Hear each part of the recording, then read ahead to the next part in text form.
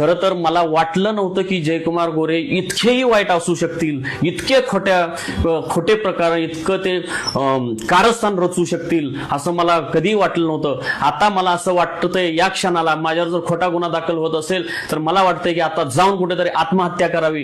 कारण असली नामुष्की ओढवून घेण्यापेक्षा जीव सोडलेला बरा, मरण पत्करलेलं बरं, हुतात्मा पत्करलेलं बरं. आणि देवा भाऊ, अहो मी तुमच्याविषयी कितीतरी चांगलंही बोललेलो आहे.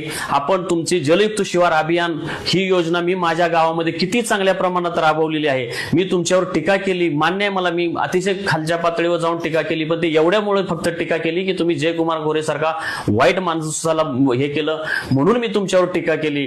पण देवा भाऊ, तुम्ही माझ्यावर, मला आता वाईट वाटतंय की तुम्ही, म्हणजे तुमच्यासारखा माणूस मी तुम्हाला चांगला समजायचो. मी टीका जरी करत असलो तरी चांगला समजायचो. अनेक चांगल्या गोष्टीविषयी मी तुमच्याविषयी चांगलं बोललेलो आहे. परंतु म्हणजे मला, मी जेलमध्ये जातो ह्याचं काय वाईट वाटत नाही, परंतु माझ्यावर एका कुठल्या तरी माऊलीचा गुन्हा दाखल होतोय. मी एका कुठल्या तरी भगिनीला माझ्या विरोधात उभं केलं जातंय, ह्याचं मला दुःख वाटतंय. आणि मला असं आता वाटायला लागलेलं आहे की माझ्यासोबत माझ्या कोणी पत्रकार बांधव नाहीत, माझ्यासोबत विरोधी पक्ष नाही, कुणी नाही. मी लोकशाहीसाठीच लढत होतो आणि अजूनही लढत